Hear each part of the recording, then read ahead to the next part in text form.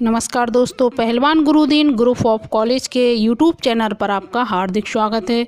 मैं विभा ताम्रकार, राजनीति विज्ञान की प्रवक्ता, एक नए वीडियो के साथ पुनः उपस्थित हुई हूँ। आज का हमारा टॉपिक है विधानमंडल।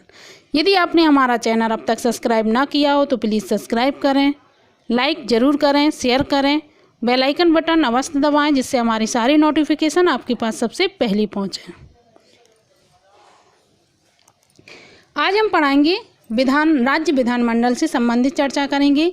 जिस प्रकार केंद्र में संसद होती है और संसद 3 लोगों से मिलकर बनती है, राष्ट्रपति, लोकसभा, राज्यसभा, उसी प्रकार राज्य में एक विधानमंडल होता है, संसद की ही भूमिका अदा करता है और विधानमंडल भी 3 लोगों से मिलकर बनता है।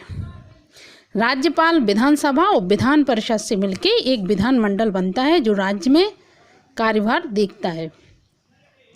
संविधान के अनुसार भारत के प्रत्येक राज्य में एक विधानमंडल की व्यवस्था की गई है। संविधान के अनुसार ही व्यवस्था की गई है कि राज्यों में एक विधानमंडल होगा। संविधान के अनुच्छेद 168 में यह कहा गया कि प्रत्येक राज्य के लिए एक विधानमंडल होगा जो राज्यपाल तथा कुछ राज्यों में 2 सदनों से तथा कुछ में 1 सदन से मिलकर बनेगा।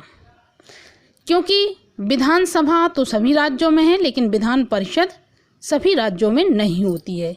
जिन राज्यों में 2 सदन होंगे उनके लिए क्रमशः विधानसभा तथा विधान परिषद होंगे।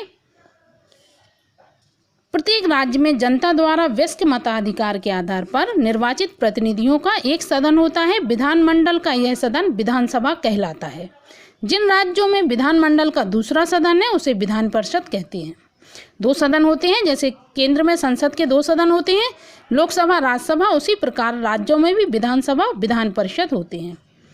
राज्यों का विधानमंडल एक सदनात्मक हो या द्विसदनात्मक, इस बात के निर्णय का अधिकार राज्य में निर्वाचित प्रतिनिधियों और भारतीय संसद को ही है।